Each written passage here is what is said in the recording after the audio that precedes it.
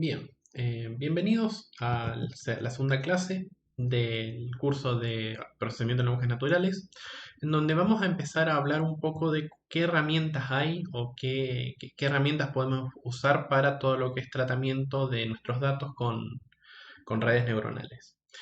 La idea de esta clase, muy esquemáticamente, es hablar un poco de cuál es la motivación para alguna de las herramientas, concretamente hablar de secuencias temporales, hablar de cómo uno trata todo lo que tiene que ver con predecir el futuro a partir del pasado, qué tipo de herramientas uno tiene. Y después sobre esa argumentación, por ahí un poco más abstracta, tratar de decir, bueno, vamos a proponer redes neuronales que nos permitan tratar con problemas temporales, vamos a implementar una de estas redes, así como vamos a señalar algunas de las otras herramientas o otras de las cosas que tenemos que tener en cuenta a la hora de tratar nuestro problema. Vamos a ver un ejemplo de cómo funcionan estas redes cuando uno la pone en funcionamiento.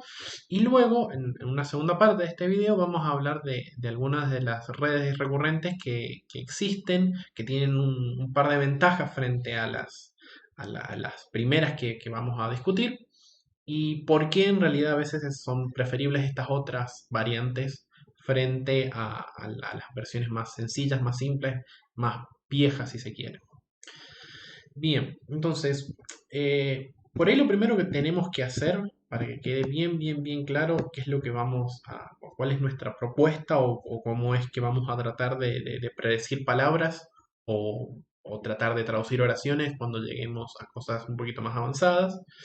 La idea, en el fondo, es entender que cuando uno habla, hay un orden, hay una estructura en las oraciones, hay una estructura en el discurso, ¿sí? Si yo estoy hablando ahora mismo de redes recurrentes y de repente me pongo a hablar de qué lindo el partido del domingo pasado, hay una desconexión que muchas veces uno le pregunta a una persona que hace eso, pero me estabas hablando de algo que nada que ver, ¿qué te pasó? Nuestros modelos, si quieren aprender a hablar correctamente, a hablar entre comillas, tienen que de alguna manera aprender a saltar, a evitar ese cambio de tema tan abrupto de una cosa a la otra, al menos sin un poco de contexto. Eso hace que tengamos que tratar al lenguaje como una serie de secuencias temporales, como una serie de cosas que una viene atrás de la otra, y en particular donde las últimas dependen de todo lo que se dijo antes. Entonces, un ejemplo que teníamos acá para mostrarles es que podría ser, por ejemplo, algo que dice un almacenero en algún contexto es, usted tiene 16 años, está prohibido venderle alcohol a los menores de 18, no puedo venderle esa botella. Es algo sencillo, pero fíjense que la última oración depende de toda la información que había en las otras dos oraciones anteriores. Porque, por ejemplo, si cambiamos acá esto, que en lugar que diga 16 años, hubieran dicho 22 años, la segunda oración es como que no agrega mucha más información y la conclusión sería errónea, al contrario, si tiene 22 años se le puede vender. Entonces, en ese sentido, lo que vemos es que hay una estructura temporal donde lo anterior influye en lo que viene después y al mismo tiempo eh, cada una de las diferentes partes, cada una de las diferentes palabras está limitada o está definida o está encuadrada a partir de todas las palabras anteriores. Por ejemplo, en esto de menores de 18, alguien podría de hecho decir menores de 18 y si uno va a aparecer una palabra más, muy probablemente diga años, porque en el contexto tiene sentido que sean 18 años. En otro contexto a lo mejor tendría sentido que después de 18 fueran 18 hectáreas, si es que estamos hablando de algo en términos de- de la industria agropecuaria.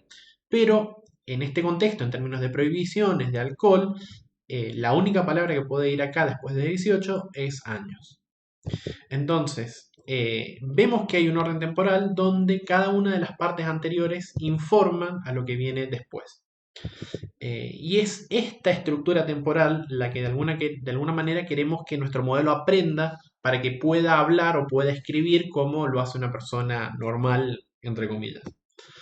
Em, pero además hay otro problema en nuestro modelo que es el siguiente, y es cuando predecimos, por ejemplo, estos 18 años, ¿sí? Cuando predecimos estos 18 años, una de las cosas que puede llegar a pasar, una de las cosas que pasa es, si queremos seguir hablando, necesitamos que esta nueva información forme parte de nuestro modelo. Entonces, nuestro modelo lo que tiene es toda la información anterior más la información nueva que le pasemos para que de esa manera eh, trate de eh, darnos información nueva, ¿no? Porque de alguna manera es eso, a partir de que tenemos todo esto atrás, con esta nueva información de 18 años, esperamos que nuestro modelo llegue a la conclusión de, che, no te lo puedo vender. Eh, y es en ese sentido donde necesitamos que, además de usar el pasado, necesitamos usar el futuro y usamos la combinación del futuro y el pasado para predecir nuevas cosas. Y esas nuevas cosas, además, van a ser nuestro próximo presente en el sentido de vamos a tener que usar la predicción que acabamos de hacer para alimentársela a nuestro modelo. Porque si lo que estuviéramos haciendo es predecir palabra por palabra, llegaríamos, por ejemplo, a la palabra D, predeciríamos 18 y luego tendríamos que usar todo lo anterior más el 18 que acabamos de generar, dárselo a nuestra red para que nos prediga años. Entonces cada vez vamos a tener que ir poniendo más y más información por toda la parte anterior, pero al mismo tiempo usamos nuestra última salida, la usamos como la próxima entrada que agregamos a nuestra matriz de diseño. Y esa es por ahí la principal diferencia, la diferencia más grande que van a tener estos modelos, porque van a ser regresivos, autorregresivos, porque van a ser regresiones consigo mismo, van a ser recurrentes, porque lo que sale se vuelve a entrar, o van a ser recursivos en este sentido. Y esta es la gran diferencia con todo lo que veníamos haciendo antes. Antes hacíamos una clasificación, teníamos una imagen y decíamos perro, decíamos gato, decíamos vestido, decíamos zapato. Ahora estamos haciendo una clasificación porque decimos la siguiente palabra es auto, pero lo hacemos usando toda la información anterior e incluso todas las salidas anteriores de nuestra red. Y es esa la principal diferencia que tenemos con estos modelos autorregresivos. Además, esa recursividad puede generar grandes errores en algunos casos porque pequeños errores se empiezan a acumular hasta que eventualmente explotan. Este tipo de problemas, donde lo que uno tiene es que el pasado afecta al futuro y hay una cantidad acotada de predicciones o una cantidad acotada de estados, es lo que se llama un modelo markoviano. Y en particular, una limitante que tienen los problemas markovianos es que, en principio, un problema markoviano depende de una cantidad finita de estados anteriores. ¿Cuál es el problema de que sea una cantidad finita? Y bueno, esa cantidad puede ser 1.000.000. Entonces, a lo mejor, un buen modelo markoviano para el lenguaje, para el español, lo que tendría que ver es a una determinada persona, ver todo el millón anterior de palabras que dijo, tratar todo ese millón, analizarlo, ver la última que acaba de decir y con eso verdaderamente predecir cuál es la próxima que está por decir. Computacionalmente eso no lo podemos hacer.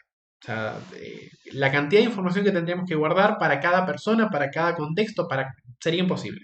Además, todos esos datos los tendríamos que tratar dentro de la computadora, es decir, tendríamos que hacer las cuentas correspondientes.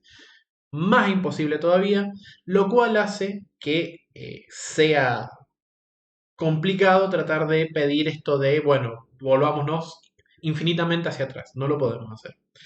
Por lo general, lo que se hace para evitar eso es decir, no, bien, vamos a llegar hasta acá, hasta las 20 palabras anteriores, hasta las 30, las 50.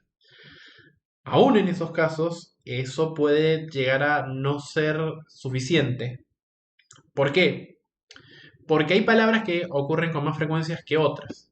Como hay palabras que van a ocurrir con más frecuencias que otras, Un problema que eso genera es que para tener una predicción correcta, para que nuestro modelo funcione de manera apropiada para palabras nuevas o para palabras poco frecuentes, tenemos que agregar cada vez más y más datos, lo cual hace que nuestro entrenamiento sea cada vez más largo.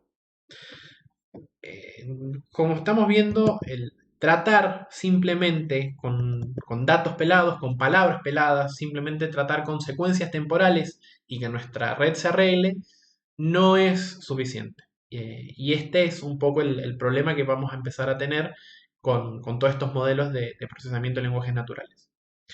Una alternativa a esto de tener que volverse varias veces hacia atrás o analizar qué es lo que pasa hacia atrás, una alternativa es decir, bueno, supongamos que hay una función lo suficientemente compleja que me puede resumir todo lo que se ha dicho en el último millón de palabras para una persona. Hay una función que de alguna manera me resume todo eso de manera precisa, donde está toda esa información junta en un único numerito. Si yo tuviera ese número, si yo tuviera ese valor, si yo tuviera ese estado oculto que me da toda la información de nuestro modelo, ¿cuántas veces para atrás tendría que irme? ¿Una vez, dos veces, tres veces, 10 veces, 20 veces? Porque la idea es que a lo mejor si esta variable es lo suficientemente potente, este estado oculto es lo suficientemente potente, capaz no me tengo que ir tan atrás. Y es algo que en realidad ocurre en el lenguaje. Pues volviendo a nuestro ejemplo, ¿no? De esta persona que se le había vendido, o sea, que quería comprar alcohol y el almacenero le dice que no, de una manera bastante robótica, pero déjenme continuar. Eh, el almacenero podría haber dicho otra cosa, podría haber dicho, usted es menor de edad, no puedo venderle esa botella. Entonces, fíjense que en una oración de 5 palabras estamos resumiendo algo que acá habíamos dicho en 13. Es decir, que ya el mismo lenguaje tiene algo parecido a estados ocultos. Acá en este caso es porque la noción de menor de edad, que es una noción de términos legales, o una figura legal, eh, es esto lo que nos permite resumir mucha información. ¿Sí? Porque no es lo mismo menor ni edad que menor de edad, porque queremos decir en ese contexto que es una persona que tiene menos de 18 años. Lo que buscamos de alguna manera es que nuestros estados ocultos tengan esto, tengan la posibilidad de, a lo mejor en una única palabra, juntar toda esta información para que no necesitamos irnos tan atrás. Una de las razones para tratar de resumirlo todo en una única variable, tiene que ver con lo siguiente, que es, se ha visto que mientras menos veces te vayas hacia atrás, más rápido es el cálculo que tiene que hacer tu computadora, tu modelo para entregar un resultado. Entonces lo que se intenta es tratar de trabajar con ese tipo de herramientas, que es lo que se llaman modelos markovianos de primer orden. ¿Qué es lo que significa de primer orden? Que simplemente vamos a tratar de ver qué es lo que pasó el instante anterior. Solamente nos vamos una vez hacia atrás. No nos vamos a mirar 10, 20, 30 veces hacia atrás. Solamente una vez hacia atrás y vamos a tratar de generar una variable que sea lo suficientemente potente como para resumir toda la información de lo que se ha dicho hasta ese momento. Y es por eso que queremos tratar de trabajar con este tipo de ideas de valores, que son justamente los modelos markovianos de primer orden. Muy esquemáticamente, ¿qué es un modelo markoviano? Para tener una idea, es un modelo donde uno tiene un conjunto de estados. En este caso, nuestros estados van a ser las palabras, la última palabra que acabamos de escribir, a partir del cual llegamos, a partir siempre de un mismo estado inicial bien definido. Después, cada uno de los estados anteriores afecta la probabilidad de pasar a otro estado distinto. Hay una probabilidad muy bien definida en ese sentido. Y en nuestro contexto, cuando hablamos de modelos markovianos de primer orden, quiere decir que nos interesa solamente el instante anterior y no toda la historia de nuestro modelo, sino simplemente qué es lo que pasó una vez hacia atrás. No todo el modelo, sino una sola vez hacia atrás, qué es lo que pasó. Y por último, lo que hacemos en estos modelos es predecir cuál es el próximo estado de todas las palabras existentes en el español. Como dije, esto se trata de ir solamente una vez hacia atrás porque de esa manera uno quiere eh, evitar tener que lidiar con muchas cosas en memoria. Entonces, bueno, ¿cómo vamos a tratar de predecir la siguiente palabra en nuestros modelos? Bueno, lo que vamos a hacer primero que nada es, vamos a tomar texto, que texto hay en un montón de lados. Quieren sacar de Wikipedia, saquen de Wikipedia. Hay gente que en alguna época sacaba de Reddit, ahora está medio mal visto sacarlo de Reddit porque hay veces que hay cosas que es preferible que el modelo no aprenda, que se dicen en Reddit. Pero libros, hay un montón de obras que son de acceso libre y uno las puede tomar. Eh, Hay algunas redes sociales que también tienen la posibilidad de algunos textos guardarlos y usarlos como entrenamiento. Eso está en los términos de servicio, así que vean qué es lo que dicen en cada red social, básicamente. Es decir, hay un montón de maneras de conseguir texto, pero necesitamos que nuestro texto, para dárselo a nuestra red. Lo que vamos a hacer con ese texto es transformarlo en algo simbólico, que van a ser lo que llamamos tokens en la primera clase, y cómo todo este texto que teníamos, todas estas bibliotecas enormes que teníamos, las vamos a agarrar a todas estas bibliotecas y las vamos a convertir en una serie de números. Y una vez que está todo escrito como números, ya sabemos qué es lo que podemos hacer porque lo podemos meter entre nuestras redes. Y después lo que tenemos es un problema de clasificación en donde el problema es, dadas todas las palabras anteriores, ¿cuál es la siguiente palabra? Y vamos a usar variables ocultas o vamos a usar estados ocultos para tratar de encontrar estas palabras que son las siguientes que andamos buscando y todo esto que acabamos de decir. En líneas generales, esto es lo que buscamos hacer y es por esto que necesitamos hablar de secuencias temporales, de modelos autorregresivos, modelos recurrentes, modelos recursivos, y eso es porque cada nueva palabra que agregamos modifica cuál es la siguiente palabra que vamos a usar. Y es esta la idea detrás de lo que estamos haciendo. Nuestra siguiente propuesta de alguna manera va a ser trabajar con redes recurrentes, porque ya las conocemos a las redes recurrentes, ya sabemos qué es lo que hacen, es justamente por lo que hablamos de aprendizaje profundo, las redes recurrentes. Y lo que tienen las redes recurrentes es que nosotros ya habíamos visto que rápidamente aparecían variables ocultas, ¿sí? Eran variables ocultas que uno lo que hacía era entraba con nuestra matriz de diseño, generaba una salida y esa salida después eventualmente, esa variable oculta eventualmente iba a parar a una salida, ¿sí? Entonces uno lo pensaba como que esto de acá son los píxeles de una foto que hacen algo acá dentro, algún cálculo, y acá finalmente tenemos tres categorías que puede ser, no sé, gato, perro, ratón. ¿Sí? Y con estas tres cosas definíamos, en función de la imagen y en función de lo que había afuera, definíamos qué era la imagen que teníamos. Bien. Y teníamos esta estructura para nuestro modelo. La diferencia con respecto a lo que veníamos haciendo antes es que ahora estas variables ocultas no van a ser solamente variables, sino que van a ser estados. Y además, estos estados son nuestra salida recurrente. Es decir, que a la salida de cada uno de estos estados ocultos, necesitamos volver a entrarlos dentro de nuestra matriz, dentro de nuestro modelo. Entonces, eso lo que nos genera es una serie de ecuaciones para nuestras variables que ahora van a ser distintas. ¿Por qué? Porque, bueno, a un instante dado le tenemos que pasar la matriz de diseño con la que queremos entrenarla. Una vez que le hemos pasado la matriz de diseño, le ponemos todos los pesos que ya estamos acostumbrados a manejar. Pero además tenemos que usar las variables ocultas de nuestro modelo. Es decir, los estados ocultos de nuestro modelo. ¿Qué es lo último que había visto nuestra red antes de recibir esta matriz de diseño? Y bueno, había recibido algo. Entonces, bueno, eso tiene que estar resumido en algún lado. Y es por eso que está acá resumido en algún lado. De nuevo, a eso también le vamos a aplicar pesos. Vamos a meterlo en una capa densa, como veníamos trabajando, y le vamos a poner una función de activación. Esto va a ser nuestro nuevo estado oculto. Y es a partir de este estado oculto que vamos a intentar hacer la clasificación propiamente dicha.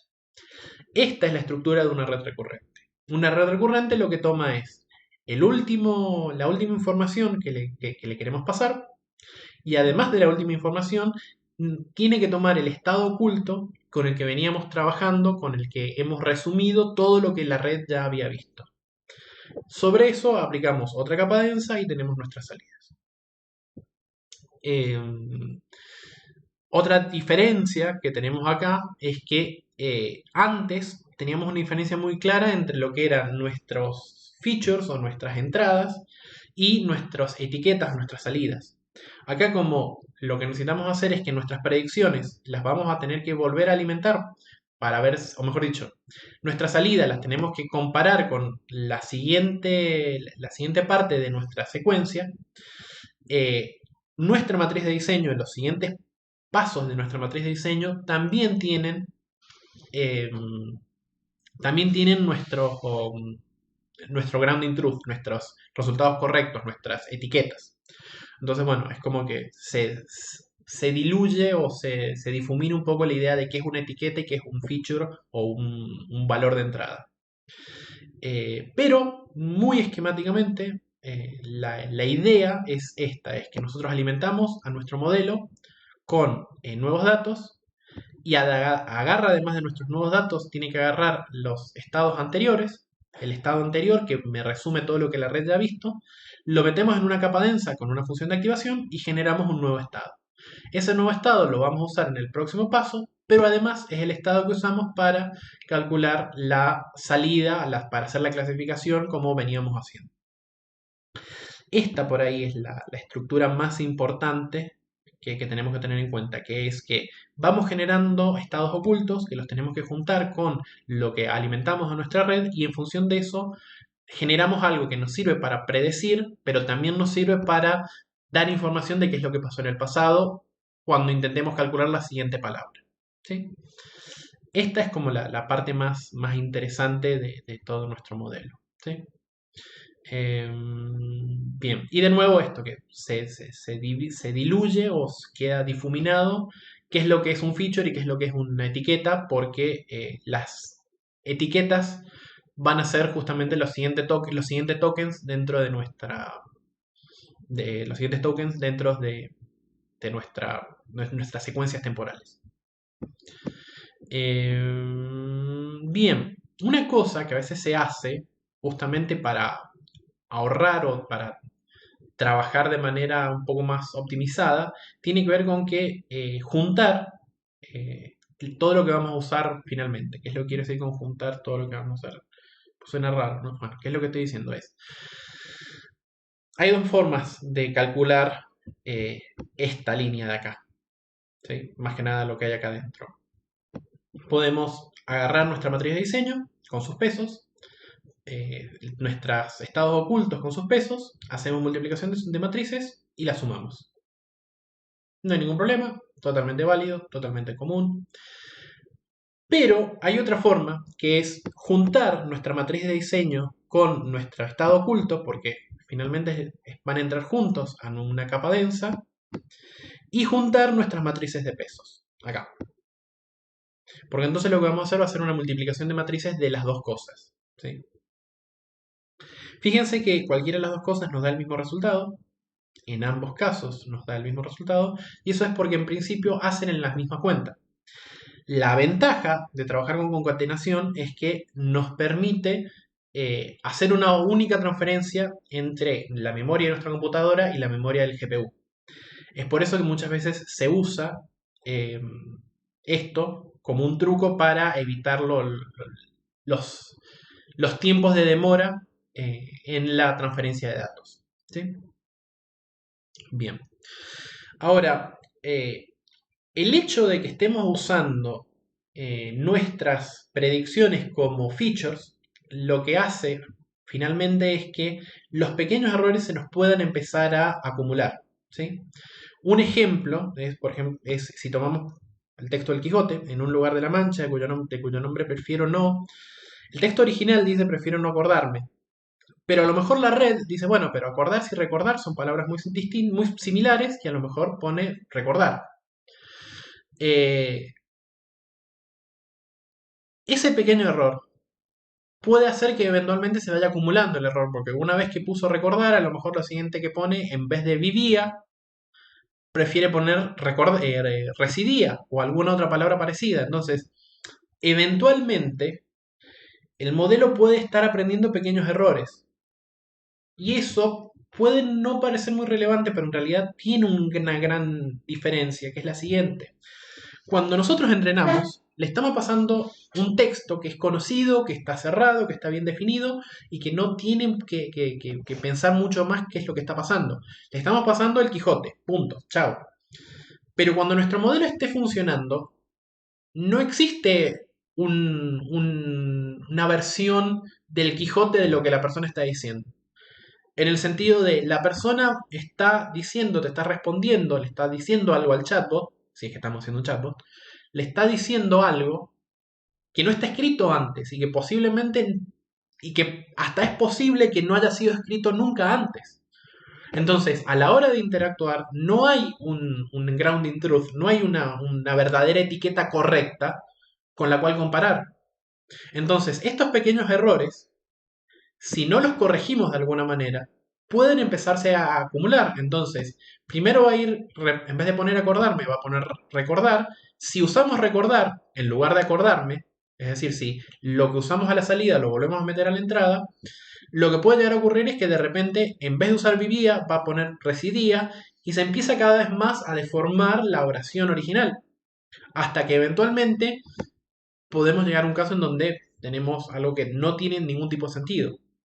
Esos pequeños errores necesitamos que la red de alguna manera aprenda a manejarlos. Entonces lo que se hace, o lo que debemos hacer, es lo que predecimos a la salida, tenemos que volver a ponerlo a la entrada y no usar solamente la serie temporal o el grounding truth que estamos usando de referencia. Para que la red aprenda cada tanto a predecir correctamente o irse equivocando. Esta diferencia entre usar la secuencia y la predicción que uno pone es lo que se va a llamar teacher forcing. Es una técnica que se usa para mejorar las predicciones y lo vamos a ver más adelante, pero es algo que tenemos que tener en cuenta de si usamos siempre lo que predice nuestra red y nunca lo hacemos que nuestra red se alimente con esa predicción, a la hora de trabajar en un mundo, en una aplicación real, lo que vamos a terminar teniendo puede llegar a tener cualquier resultado que no tiene nada que ver con lo que necesitamos. Es decir, nuestra red tarde o temprano tiene que su salida usarla de entrada y no usar simplemente las secuencias temporales con las que lo estamos entrenando. Porque si no, nunca va a aprender a corregir ese problema. Es algo que tenemos que tener en cuenta y la idea de Teacher Forcing es justamente eso, es combinar cuando uno usa los valores que predice con los valores que ya estaban siendo usados para el entrenamiento. Bien, unos últimos puntos que por ahí son también muy importantes que los tengan claros es que nosotros vamos a estar trabajando con secuencias temporales y como queremos respetar esa secuencia temporal, queremos que haya un orden, ¿sí? Porque justamente lo que la red tiene que aprender es a cuándo poner qué cosa en función a qué orden. No podemos estarle pasando eh, datos mezclados como hacíamos con Fashion MNIST, por ejemplo. ¿Sí? Porque si agarramos de nuevo Quijote, en algún lugar de la Mancha, de cuyo nombre no quiero acordarme, si lo mezclamos se nos puede transformar en nombre en de lugar, prefiero la Mancha cuyo acordarme uno. Genial. No, esto no nos sirve para entrenar. Entonces, por ahí lo que tenemos que hacer, en vez de usar esto, hacer particiones, es decir, dividirlo de alguna manera. Entonces, si lo dividimos de alguna manera, podemos generar algo de esta manera, como vemos acá. Entonces, ¿qué es lo que dice? En algún lugar de la Mancha, en algún lugar de, y después el siguiente ejemplo sería la Mancha de Cuyo, y el siguiente, la Mancha de Cuyo suena, perdón, eh, perdón. Prefiero no acordarme, nombre, prefiero no acordarme, eso podría ser en otra secuencia temporal. Fíjense que lo que es una oración corta y al ser 4 elementos, se pierde mucha información, con lo cual ya vemos que tenemos que usar más que 4 elementos. Pero además, lo otro que podemos hacer, además de usar 4 elementos, es correrlos un poquito. ¿Sí? ¿Qué quiero decir con correrlo? Tirar el primero, por ejemplo. Entonces sería la mancha de Cuyo. Perdón, ¿qué me pasó? Perdón. El offset es lo que viene en el siguiente punto, pero fíjense que acá hemos mezclado eh, esto que teníamos acá arriba lo hemos mezclado, ¿no? Esta vino a parar acá, esta vino a parar acá y esto vino a parar acá. Lo que estaba yo introduciendo era justamente esto de generar un pequeño desplazamiento en donde, por ejemplo, tiramos la primera palabra y usamos las siguientes 4. Entonces tenemos un lugar de la, mancha de cuyo nombre, prefiero no acordarme, no. Pues la siguiente palabra es no a tiempo, no mucho tiempo a, no mucho tiempo a. Aclaro, me fijé recién acá porque lo tengo acá al Quijote a mano para que lo compartan. De hecho, no es que me lo sepa de memoria. Bien. Entonces, bueno, tenemos que generar secuencias. Tenemos que entrenar a nuestra red con secuencias. Y es por eso que no podemos simplemente mezclar nuestros datos, sino que tenemos que hacer particiones, a veces con desplazamiento, para generar esos mini lotes con los que después vamos a entrenar a nuestro modelo. Esa es la idea central del punto. Otra cosa que es importante conocer es lo que se conoce como perplejidad. Perplejidad es una idea que de alguna manera lo que nos dice es qué tan convencido está nuestro modelo de cuál es la siguiente palabra. Y en realidad, como métrica, es una métrica que está relacionada con la entropía. Entonces, si ustedes se acuerdan, este juego que habíamos planteado para hablar de entropía, para hablar de estrategias óptimas y un montón de otras cosas, perdón que pase por acá, pero yo estaba al lado de una estufa y se iba a prender fuego. A ver, decía, teníamos esta entropía. Habíamos hablado de un juego en donde hacíamos una clasificación binaria y toda una serie de cosas bastante interesantes.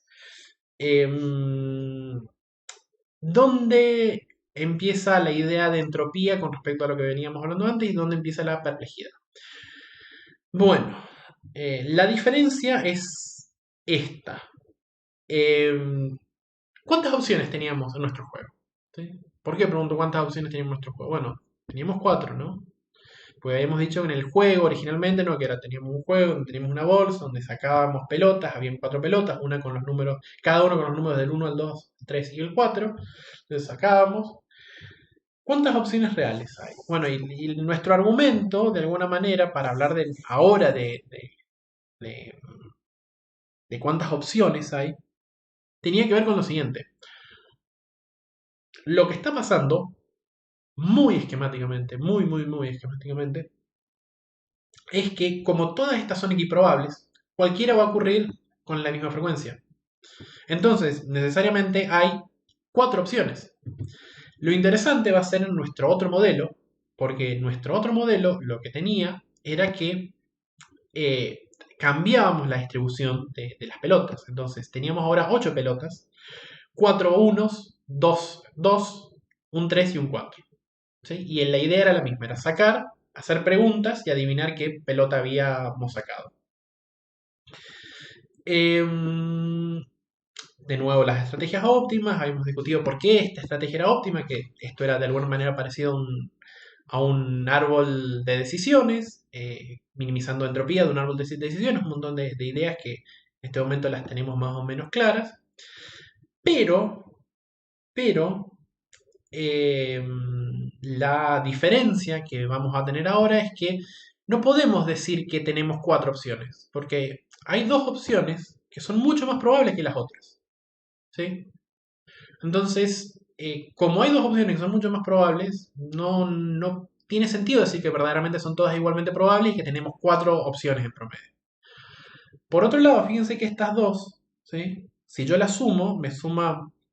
Estas dos tienen más o menos la misma que esta y estas son un poquito menos. Pues entonces, uno podría pensar que es alrededor de 3 opciones y un poquito más, un poquito menos por ahí, ¿no? Bueno, esa de alguna manera es la noción de perplejidad. Es agarrar la entropía de nuestro modelo, perdón, la entropía de una distribución probabilística y ponerla dentro del exponente. ¿sí? Entonces, en el contexto de lo que hemos hecho, si calculábamos para el segundo juego la entropía, lo que obteníamos finalmente era que eh, teníamos una entropía de 1,75. Al meterlo dentro de una exponencial de base 2, porque estamos trabajando con logaritmo base 2 en la definición original de entropía, lo que obtenemos es alrededor de 3,34. ¿Sí? Y esta era la perplejidad. La perplejidad es simplemente agarrar nuestra entropía y ponerla en el exponente correspondiente del logaritmo que hayamos estado usando. Si el logaritmo que acá hubiéramos usado fuera el logaritmo natural, acá usaríamos e. ¿Sí? ¿Cuál es la interpretación de esto? Bueno, una perplejidad igual a 1 en una distribución probabilística significa que básicamente no hay opciones. ¿Está bien lo que estoy diciendo? Sí, no hay opciones. Eh, ¿Por qué? Porque el modelo cree que hay una única opción posible. Sabe siempre cuál es la próxima palabra. Está totalmente convencido de que la próxima palabra es ladrón, independientemente de lo que venga para atrás. Lo cual es un problema, porque si está tan convencido, bueno, puede estar totalmente equivocado nuestro modelo. Pero bueno, ese es uno de los problemas que puede tener una perplejidad demasiado baja. Puede significar que el modelo está tan mal entrenado que está convencido que siempre viene la palabra ladrón después de lo que venga después. Entonces lo único que sabe decir es ladrón, ladrón, ladrón, ladrón, ladrón. Eh, por otro lado, una perplejidad de alrededor de 1000, si tenemos un modelo entrenado con 10.000 palabras, o sea, tenemos 10.000 palabras en nuestra lengua, y tenemos una perplejidad de alrededor de 10.000, es decir, la misma cantidad de palabras que la perplejidad, eso es que nuestro modelo no sabe cuál elegir.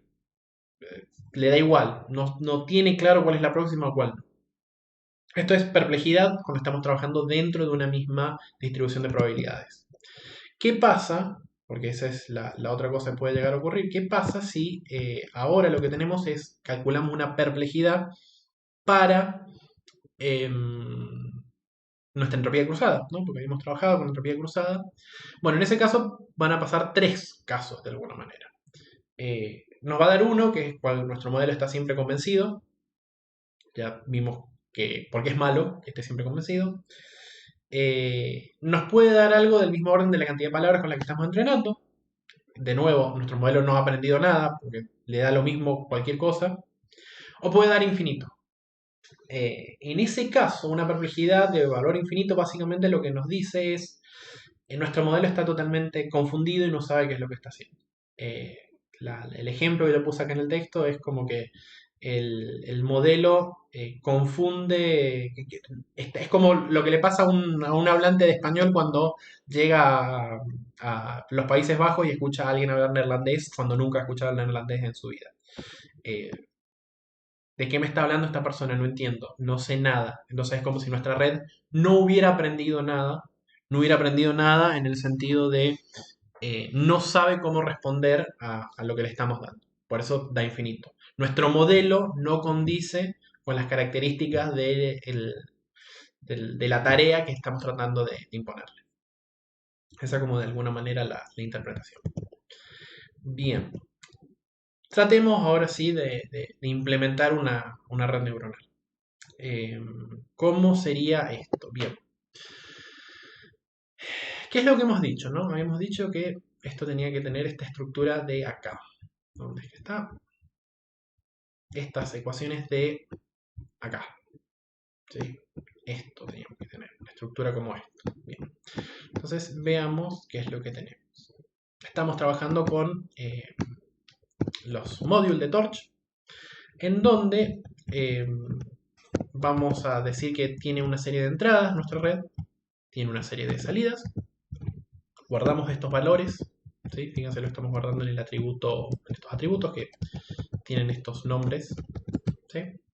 No tengo ganas de leerlos, pero sí dicen num hiddens y num hiddens, num inputs, num inputs. Pero bueno.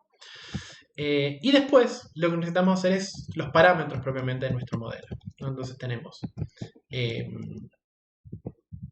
este parámetro, que es la matriz de pesos que actuamos sobre los ejemplos que vamos a usar, la matriz de pesos que actúa sobre los hiddens, es decir, sobre los estados ocultos, y nuestro vector de sesgos.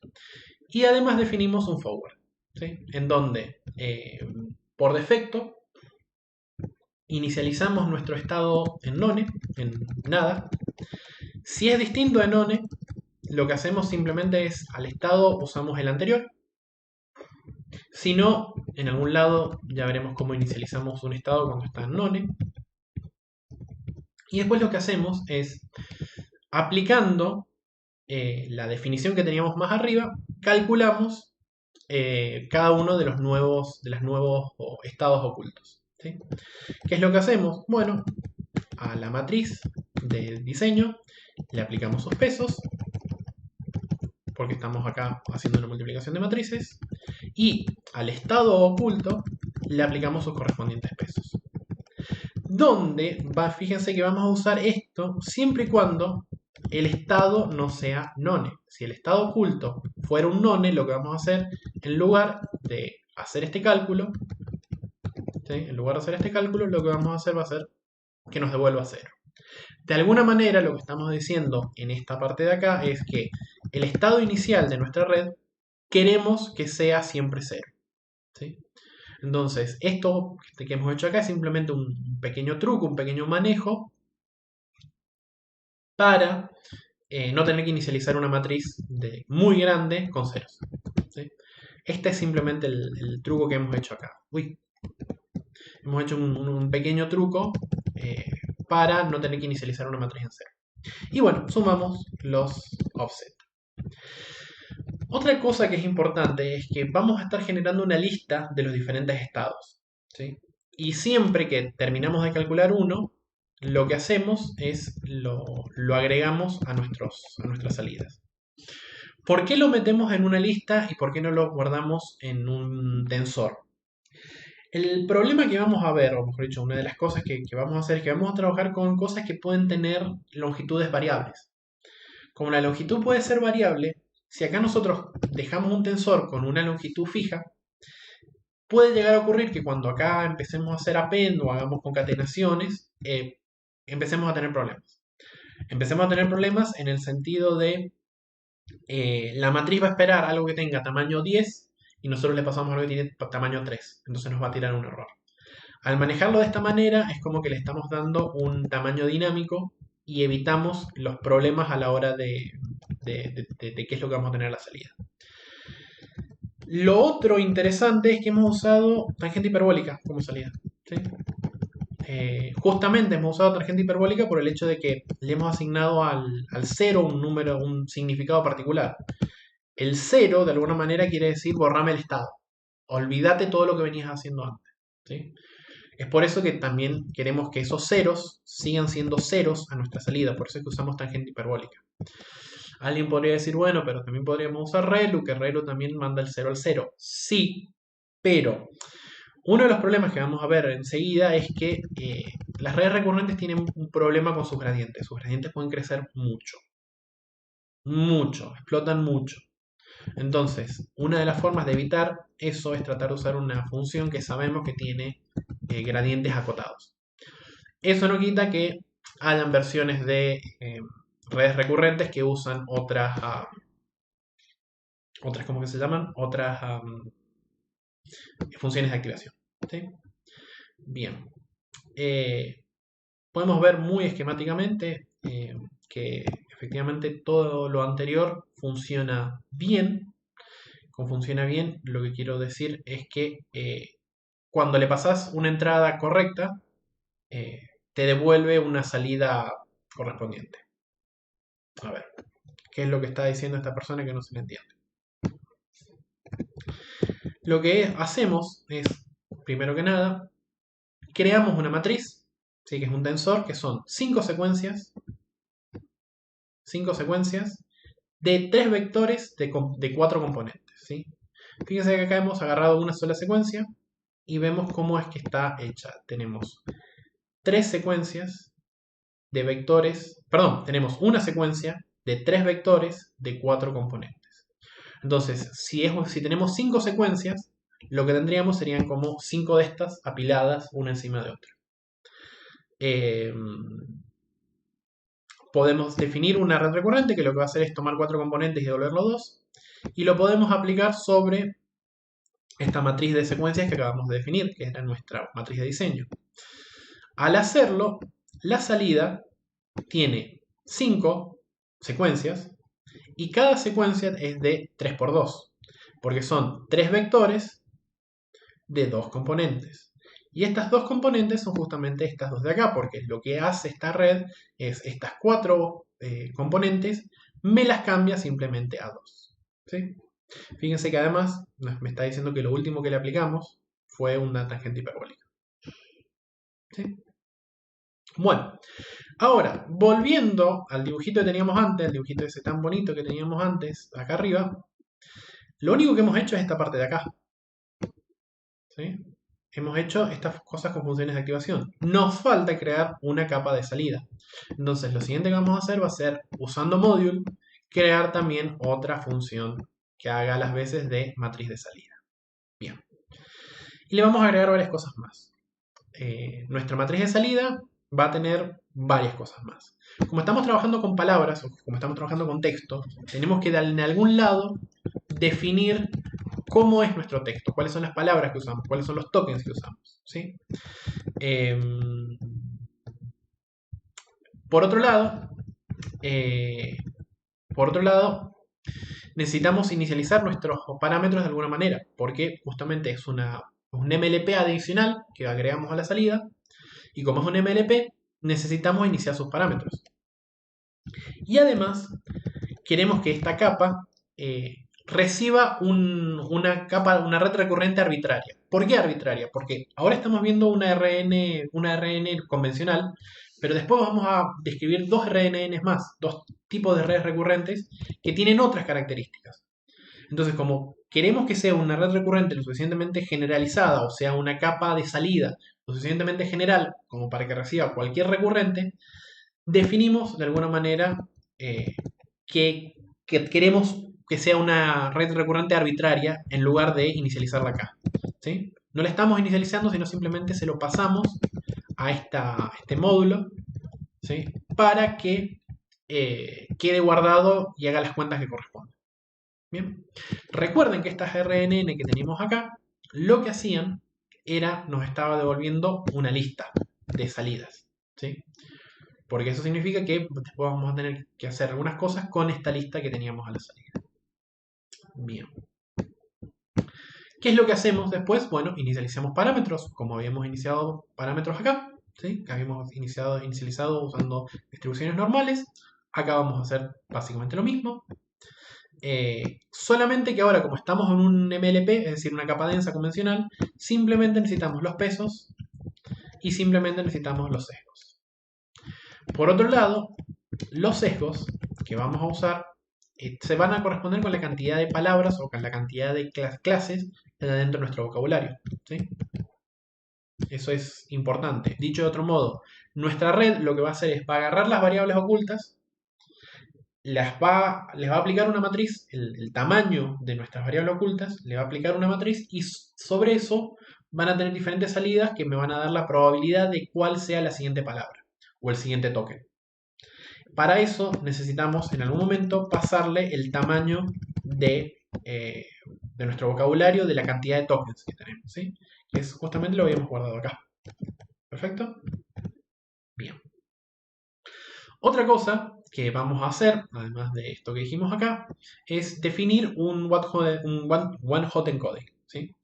Entonces, lo que hacemos simplemente es definir un método que que llame al one-hot encoding de Torch. ¿Sí? Y después aplicamos finalmente la capa de salida. ¿Sí? La capa de salida lo que hace simplemente es agarra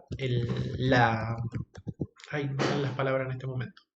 Agarra la lista que había generado nuestra RNN y después, iterando sobre esa lista, empieza a calcular cada una de las salidas finales. Donde fíjense que lo que está haciendo es multiplicación por los pesos de cada uno de las variables ocultas más los sesgos correspondientes.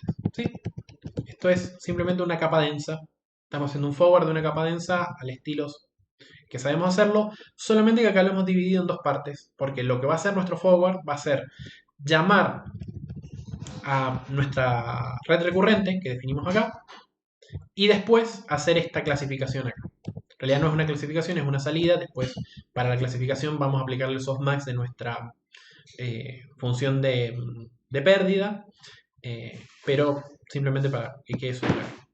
Este one hot encoding, fíjense que lo que va a hacer es, va a agarrar la entrada que tengamos, ¿sí? Y la va a convertir en un one hot encoding, valga la redundancia. ¿Qué es lo que quiero decir con esto? Esto, a la entrada, va a recibir números enteros. Y a la salida va a recibir un vector que va a tener en todos lados ceros, excepto en un lugar donde va a tener 1.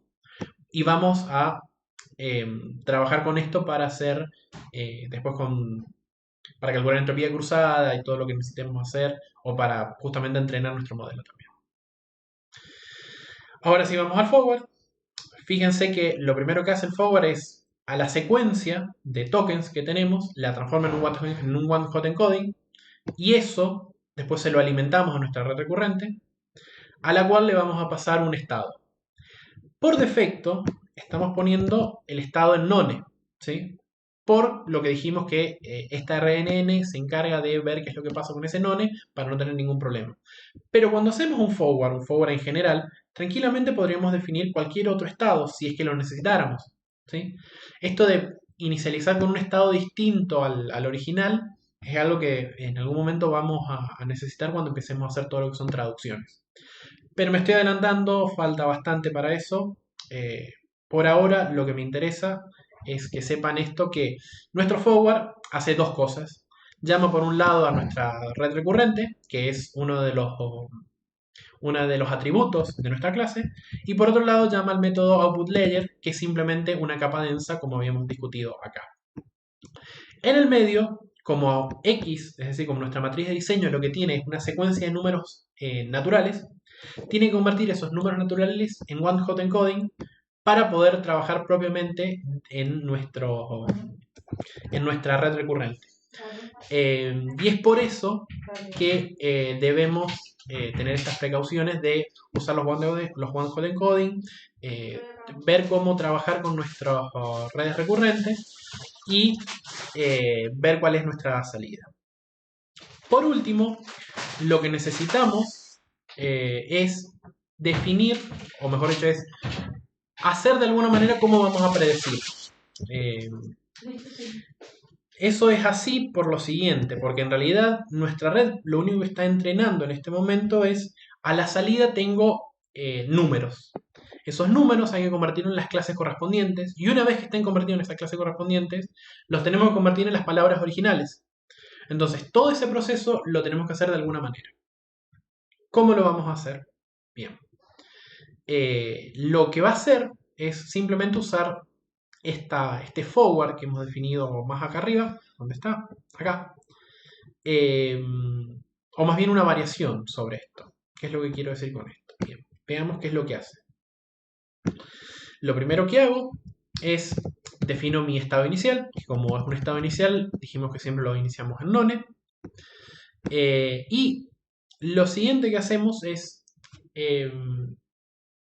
pasarle, acá, nuestra predicción, pasarle un prefijo para que trate de empezar a predecir. ¿Qué es lo que es un prefijo? Muy esquemáticamente lo que queremos lograr con este método de predicción es darle texto y con ese texto que nos complete lo que sigue. Entonces, lo primero que hacemos es pasarle, ¿sí?, el primer carácter o la primera palabra de nuestro texto, ¿sí? Luego empezamos a recorrer cada uno de los elementos que hemos puesto en este prefijo, ¿sí? ¿Y qué es lo que hacemos con esos prefijos? Bueno, lo que hacemos, primero que nada, es a la salida que hemos definido anteriormente, la convertimos en un tensor. ¿Por qué? Vamos un poquito más en detalle. Hemos definido acá una variable vocab, que la variable vocab, muy esquemáticamente, lo que tiene es un diccionario. Ya vamos a ver cómo está implementado este diccionario, pero lo que hace es, al darle una palabra, nos devuelve un número asociado a esa palabra o una representación asociada a esa palabra. Y eso, si ustedes se fijan acá, corresponde a esta primera salida que le tenemos que pasar a esta línea que tenemos acá. ¿Qué es lo que estamos haciendo entonces? No solamente estamos empezando con un estado inicial, sino que además estamos diciéndole, entre comillas, a nuestra red cuál es la última palabra la primera palabra que tiene que leer ahora. ¿Sí? No sé si se entiende eso, si no lo vuelvo a decir. Vamos de nuevo. Defino mi estado inicial y defino mi entrada inicial.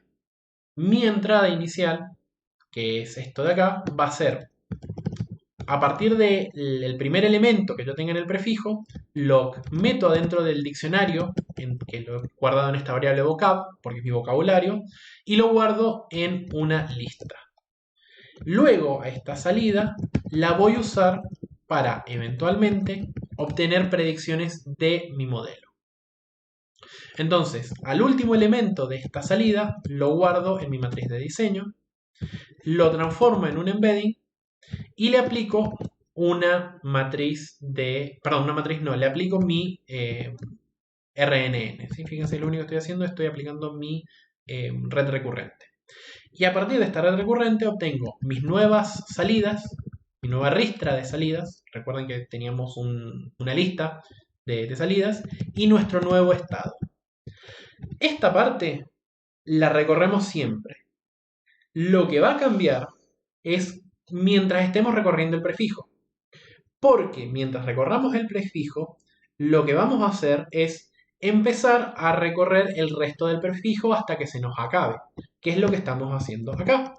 Es si este i, ¿sí? Si este i es menor a la longitud del prefijo, eso quiere decir que estamos todavía dentro de la zona donde hay un grounding truth, donde ya sabemos qué es lo que hay que hacer. Entonces, en lugar de agarrar la predicción y volver a meterla, estamos usando lo que tenía nuestra secuencia. De nuevo, recuerden, dijimos que eso traía toda una serie de problemas, pero por ahora no queremos lidiar con esos problemas y por eso lo estamos haciendo de esta manera. Cuando nos pasamos del prefijo, ahí sí vamos a usar nuestra salida propiamente dicha, nuestra capa de salida, haciendo las predicciones de salidas. Y ahora, con estas predicciones de salidas, vamos a empezar a ¿cómo es que se llama esta palabra? A agregarlas a esta lista outputs que teníamos acá. ¿Sí? Y las vamos a empezar a agregar y agregar y agregar y agregar y agregar para que vayan creciendo. Denme un segundo, estoy tratando de ver qué otra cosa acá. El resto, fíjense que estoy haciendo un argmax.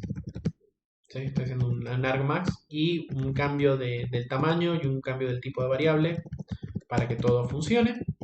Y finalmente a todo lo que haya yo acumulado en esta lista de salidas, la voy a convertir en string, ¿sí? Porque mi vocab, que es un vocab que ya vamos a ver, es una clase que tiene torch, lo que es un diccionario que cuando uno le pasa diferentes cosas, nos puede permitir pasar de texto a números o de números a texto. ¿Sí? Y eso es simplemente lo que estamos haciendo en esta última línea. De nuevo, así como hicimos con las anteriores, que podemos controlar lo que entraba y lo que salía, acá también podemos controlar cómo entra y cómo sale. Dos últimos puntos antes de después pasar al entrenamiento, tiene que ver con trabajar con ciertos problemas de nuestras redes. Muy esquemáticamente, ¿qué es el principal problema que tienen las redes recurrentes? El problema es este, y lo vamos a ver acá.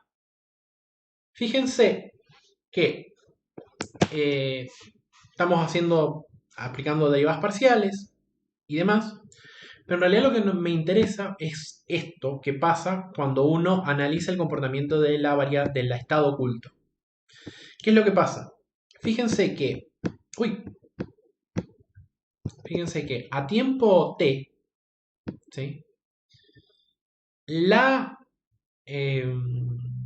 derivada depende del tiempo anterior, pero esta también depende del tiempo anterior.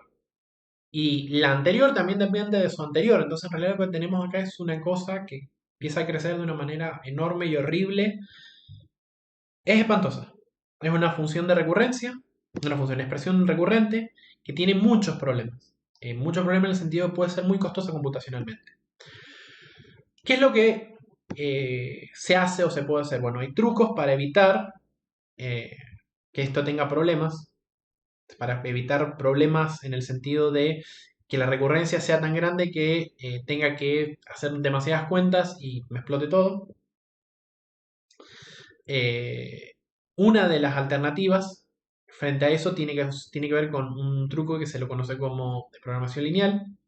El problema es que necesitas cada vez más memoria, que también uno se encuentra con el límite, bueno, no puedo tener 700 exabytes en mi memoria porque nadie los tiene, hay que buscar otra alternativa.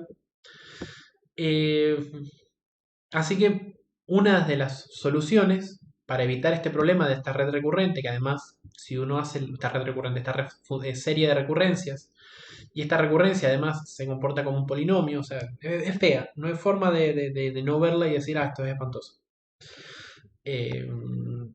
Una de las cosas que uno va a hacer simplemente es decir, bueno, me voy a detener una cantidad fija de pasos, que de alguna manera lo veníamos diciendo como una solución posible, justamente por el problema de la recurrencia, pero acá el problema es que esto va a empezar a acumularse y va a hacer cada vez cuentas más y más cuentas, así que esta es otra la justificación. Antes decíamos, bueno, no me puedo ir hasta el millón de palabras hacia atrás. Acá no puedo calcular una matriz o hacer multiplicaciones de matrices 10 veces más atrás porque empieza a ser costoso computacionalmente. Entonces, bueno, defino hasta un corto. Hasta acá, defino hasta dónde me voy a ir, que es justamente un hiperparámetro más que uno mete al modelo. O la otra es una detención aleatoria, donde uno lo que hace es definir una probabilidad de tal manera que el promedio, el, el- el- el estimador asociado a esa distribución probabilística, para el gradiente se corresponda con el gradiente real. Esa es otra técnica que a veces se usa. Pero la idea de fondo es esta, es para calcular gradientes nos aparece una relación de recurrencia. Esa relación de recurrencia es en esencia un polinomio, lo cual hace que sea muy costoso computacionalmente por la cantidad por la cantidad de operaciones que tiene que hacer nuestro GPU o por la cantidad de memoria que tiene que guardar nuestro GPU. Entonces, el problema que hace esto finalmente es que tenemos que decir, bueno, no me puedo ir tan atrás a la hora de calcular el gradiente y buscamos soluciones para eso. Esa es por ahí la parte más importante de esto, es calcular el gradiente exacto nunca lo vamos a poder calcular, entonces tenemos que hacer una aproximación. Aproximación 1, cortar hacia atrás. Aproximación 2, meter una función probabilística de tal manera que la media me dé el valor real del gradiente. Eh, pero aún con todo esto hay algo peor. Que algo peor en realidad es lo siguiente, que es, como estamos trabajando con matrices, y son matrices que están dentro de un polinomio, vamos a tener una matriz elevada a alguna potencia. Si ustedes recuerdan lo que vieron si es que han visto, ¿cómo se llama esta cosa? Descomposición en valores singulares.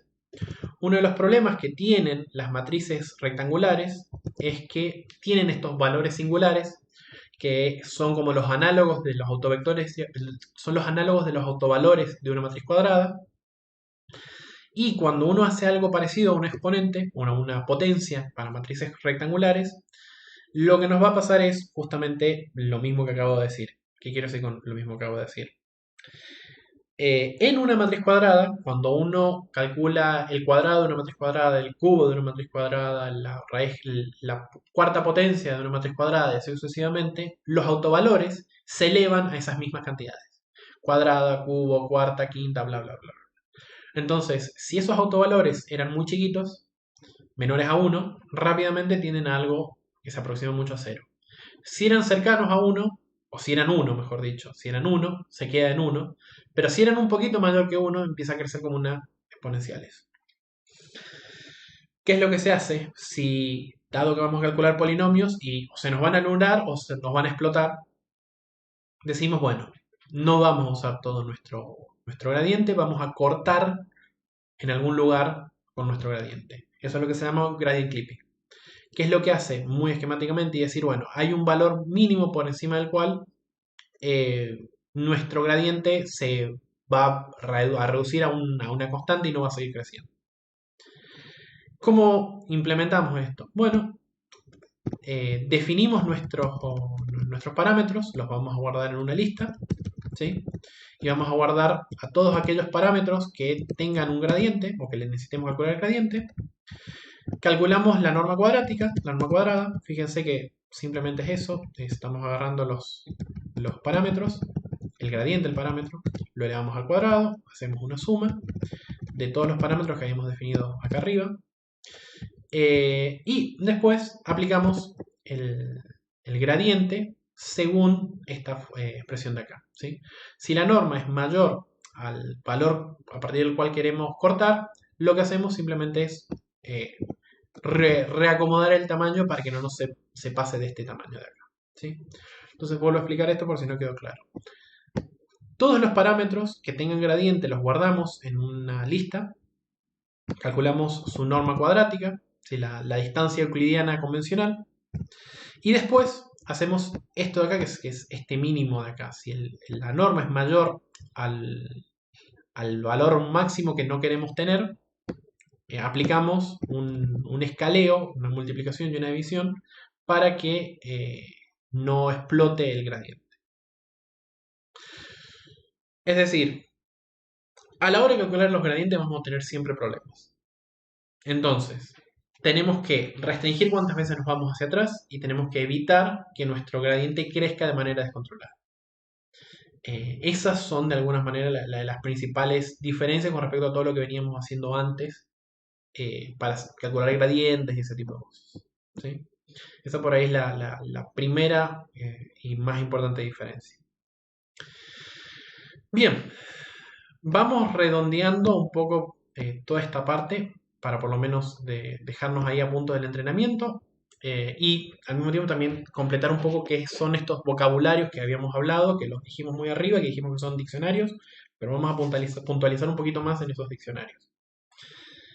¿Qué es lo que hacemos? ¿Qué es lo que hacemos? ¿Sí? Lo que vamos a hacer es, dentro de nuestro pipeline, como ya lo conocemos, tenemos que cargar datos, separar en lotes, iniciar parámetros, definir el modelo, definir función de pérdida, definir el algoritmo de optimización. Eso sabemos que siempre lo tenemos que hacer. Pero yo hasta acá no he dicho qué es lo que vamos a hacer, ¿sí? Lo que vamos a hacer, por lo menos en esta clase, es tratar de minimizar, mejor dicho, minimizar no, de clasificar o de tratar de que nuestra red aprenda a escribir español. ¿Qué quiero decir con esto? Como tokens vamos a usar las letras del español, ¿sí? Vamos a usar las letras del español y vamos a tratar de que la red aprenda a escribir como escribía Cervantes en El Quijote. ¿Qué es lo que vamos a hacer? Bien, lo que vamos a hacer va a ser crear estos vocabularios que tiene TorchText. Ya en un segundo vamos a discutir un poco más qué es lo que hay dentro de esos vocabularios, pero ¿qué es lo que vamos a hacer? Primero que nada, una de las cosas que hago es abro el archivo en donde vaya a estar el Quijote, ¿sí? Y guardo todos los datos según lo necesite. Esto de definir acá un data none y hacer un if none es simplemente en el caso de que abrir el archivo falle para no tener problemas. Pero es totalmente accesorio esta parte de acá. Lo importante, lo verdaderamente importante es todo lo que vamos a hacer después. Una vez que abrimos el archivo, ¿sí? Y lo guardamos todos los datos dentro de esta variable data, vamos a empezar a trabajar con estos datos para convertirlos en nuestros tokens. Un detalle es que yo acá he puesto esta función fseek. ¿Por qué? Y es para eso también que yo lo tenía acá al Quijote. La edición que estamos usando nosotros el Quijote, que es de el proyecto Gutenberg, tiene el siguiente problema. Quijote empieza acá, ¿sí? Pero el capítulo primero, bla, bla, bla. Pero hay toda una serie de texto enorme ¿sí? Que no hace al Quijote y que incluso, y es esa la razón por la que lo recortamos, tiene una serie de sonetos de una forma de escribir sonetos que incluso se ha dejado de usar, en donde uno no usa palabras completas. Fijémonos acá, por ejemplo. Acá dice, de- en el cual floreció un dú que es nuevo Carlomagno, ¿sí? Pero corta en ma para después rimar de otra manera. Una forma de hacer sonetos que no se usan y que tiene el problema además que a veces si uno no conoce las expresiones de la época, no las entiende. De hecho, hay muchos de estas frases de acá que se perdieron en la historia. Así que no sabemos qué es lo que quisieron decir. Toda esa parte me la quiero sacar de encima, justamente. Por eso es que estoy metiendo este F-skip para eventualmente esa parte sacármela de encima. Además, el proyecto Gutenberg siempre tiene un pequeño encabezado que me lo quiero sacar de encima, aun si no estuviera estos problemas que tiene el Quijote. Bien. ¿Qué es lo que hacemos con toda esta ristra de caracteres que hemos guardado acá en, en- en esta variable data? Que la leímos del el archivo donde tenemos el Quijote. Bien, lo que vamos a hacer es, todo lo que no sea un carácter del español, ¿sí? Lo vamos a convertir en un espacio. Eso es lo que estamos haciendo con esto de acá. Estamos usando una expresión regular para que haga eso.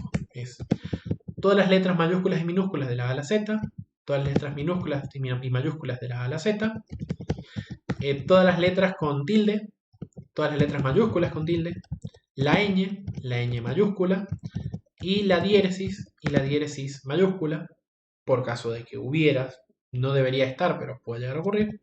Todas ellas las vamos a reemplazar por espacios. Y además estamos poniendo acá un más. El más significa reemplazame. Lo que está diciendo acá es lo siguiente. Acá estamos diciendo todas estas caracteres. De la A a la Z mayúscula, de la A a la Z minúscula. Las vocales con tilde minúscula, las vocales con tilde mayúscula, la ñ minúscula, la ñ mayúscula, la U con diéresis minúscula y la U con diéresis mayúscula. Todos estos, como acá le hemos puesto este coso de exponencial, ¿sí? Lo que estamos diciendo es no. ¿Sí? Entonces, esto de acá es encontrame todas las que no sean esto. ¿Sí? Eso es lo que le estamos pidiendo acá con esta expresión regular. Y además, al agregar un más, lo que le estamos diciendo es encontrame todos los caracteres que no sean esto y que haya por lo menos uno. Si hay dos que están seguidos, ¿sí? También los va a machear. Doy un ejemplo para que quede un poquito claro. Si yo lo que acá tuviera es algo como esto, así, esto me lo va a machear. Así, match. Si yo acá lo que tuviera es esto, también va a machear. Si yo lo que tuviera acá es esto, va a machear solamente el punto. Si yo lo que tuviera es espacio, punto, espacio, también va a machear todo. ¿Sí? Va a coincidir todo. ¿Sí? Pero si yo lo que tuviera fuera, por ejemplo, guía, la G minúscula está acá adentro. La U minúscula también. La I con tilde la tengo acá. Y la A justamente la tengo acá. Así que este no va a machear nada. ¿Sí? Esa es la idea de esta parte de acá. ¿Sí? Para sacarme todo lo que son símbolos que no voy a usar. Está para eso, esta parte. ¿Sí? Y después lo estoy mandando todo a minúscula. Esa es la otra cosa interesante que está haciendo el... Ay, no me salen las palabras. Toda esta línea de acá. Después, todas estas cosas que ha reconocido, le pido que me lo meta en una lista e itero sobre esta lista para generar simplemente letras aisladas o a lo sumo los espacios, ¿no? Porque recuerden que yo he puesto acá estos espacios. Después llamo una clase que está en el módulo Collections, que lo que hace es contar ocurrencias. ¿Sí? Me va a contar cuántas A, cuántas E, cuántas Ñ, cuántas M. ¿Sí? Y después las ordeno de mayor frecuencia a menor frecuencia. Y sobre ese orden le aplico un diccionario que me respete el orden. Con ese diccionario ordenado se lo paso a el inicializador de vocabularios de TorchText para que me genere un vocabulario. ¿Sí? Y además quiero que al archivo que yo había abierto antes, ¿sí? Que tiene todos mis textos, todo mi texto, eh, quiero recuperarlo usando solamente tokens. Entonces, como quiero recuperando usando solamente tokens, lo que voy a hacer es, a partir de estos tokens que yo generé acá arriba, ¿sí? Donde eran solamente las letras, quiero convertirlo en los números o la representación que haya generado acá mis contadores. ¿Sí? Y es esto lo que yo estoy diciendo acá muy esquemáticamente. ¿Sí? Fíjense que acá donde dice result, este token es una letra. ¿Sí? Por cómo queda al final de esto de acá, tokens es una letra de un string, una cadena de caracteres de un solo carácter, ¿sí? Y lo estamos poniendo a result, que es este vocab. Es decir, result es un diccionario. Al pasarle un string, me va a devolver un número, porque está armado de esa manera. Y eso me va a constituir todo el libro del Quijote, pero representado como, como cada una de las letras. ¿Sí? Y luego retornamos lo que necesitamos, que en este caso va a ser nuestro vocabulario de diccionario, el diccionario ordenado que usamos antes y el Quijote en números. ¿Sí? Eso es lo que hace esta parte de acá.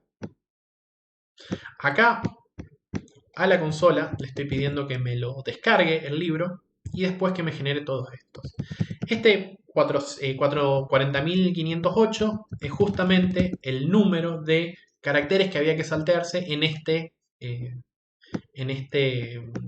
libro que tenía todos estos problemas de los sonetos raros que yo les dije. Bien. Veamos ahora un poquito más en detalle qué es lo que va a ser nuestros vocabularios. ¿Sí? Hemos acá llamado el vocabulario, pero queremos también después ver qué es lo que hace el vocabulario. Y además tenemos que generar todos nuestros data loaders. ¿Qué es lo que vamos a hacer muy esquemáticamente? Tenemos que definir cuántos caracteres vamos a meter en en nuestros minilotes y cuántas secuencias cuántos caracteres vamos a meter en nuestras secuencias. ¿Sí? Es decir, vamos a generar 1200, 1024 secuencias de 32 caracteres. Vamos a generar un array a partir de este corpus, ¿sí? Es decir, todas las letras, las letras que hemos guardado del Quijote como números. Lo que estamos haciendo es el texto del Quijote lo estamos dividiendo en minilotes, en esta parte de acá, y luego tenemos diferentes pedazos, justamente diferentes secuencias, es de alguna manera lo que habíamos descrito más arriba, que teníamos acá. 5 secuencias de longitud 3 de 4 componentes, es algo de ese estilo. Acá lo que tenemos son 1024 secuencias de diferentes cantidades de secuencias con 32 caracteres. ¿Dónde estábamos? Acá. ¿Sí? Bien.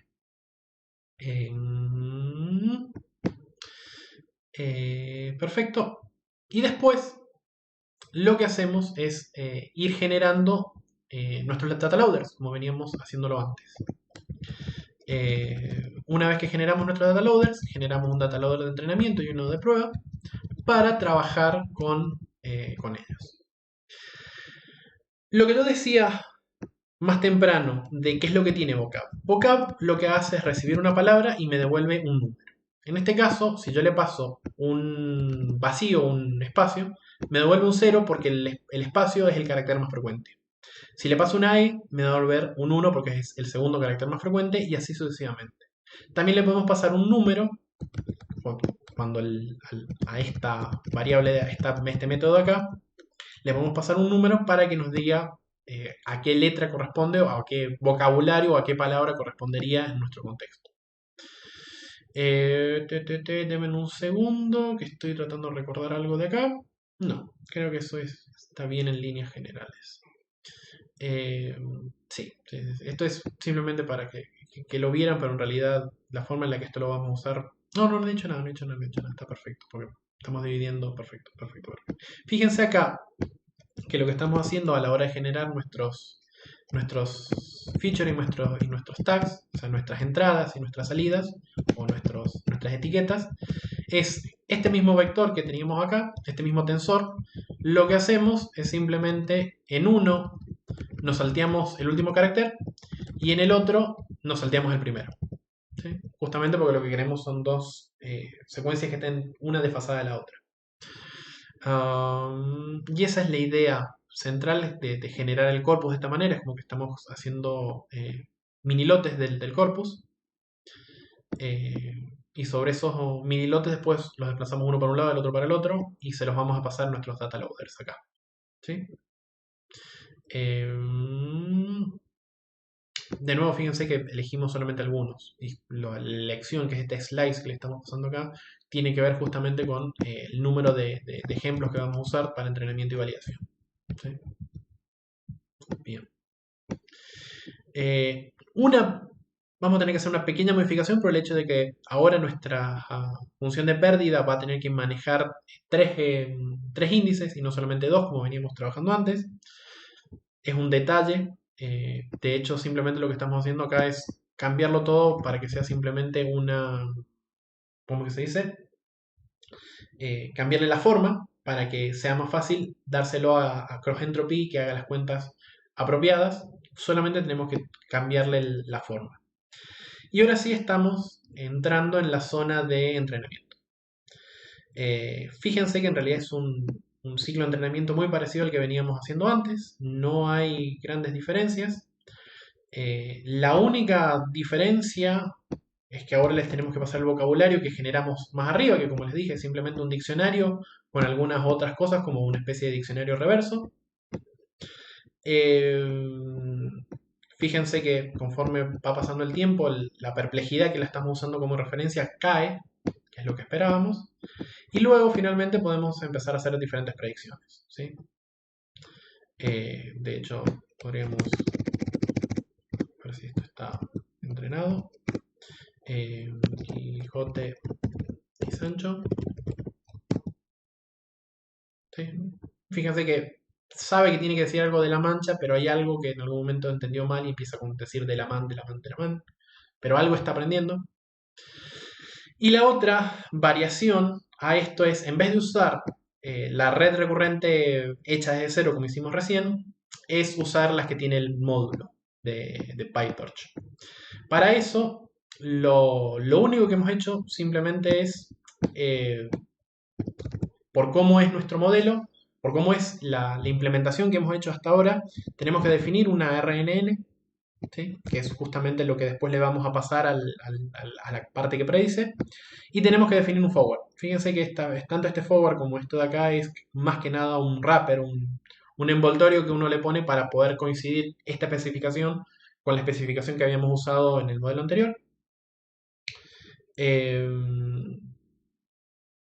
Acá básicamente lo mismo. La única diferencia que hemos hecho acá es simplemente estamos copiando lo que teníamos antes, ¿sí? Copiando lo que teníamos antes en nuestro modelo anterior y agregando una capa más externa. Nada más que ahora la inicializamos con lo que se llama un lazy linear, que son el tipo de características que tienen las capas, los inicializadores de capas de TensorFlow. En TensorFlow uno simplemente pone la salida, porque solo TensorFlow de alguna manera se da cuenta cuál es la última entrada. En PyTorch, para hacer eso con capas densas, se llaman lazy linear, es algo que está todavía en una fase experimental, pero PyTorch lo quiere implementar. Y el resto, fíjense, es lo mismo que veníamos de antes. La única diferencia, lo sumo, es para ser consistentes por cómo hemos trabajado, es que tenemos que cambiar los ejes. Pero no hay mayor diferencia. El resto es el mismo ciclo de antes y tenemos otro modelo que también va a decir otra cosa. Por ejemplo, Quijote y Sancho. Detalle, si quieren jugar con esto, no pongan mayúsculas porque se va a quejar. Ya me pasó. ¿Ves? De la mucha con lo que... Porque de algunas cosas aprendí.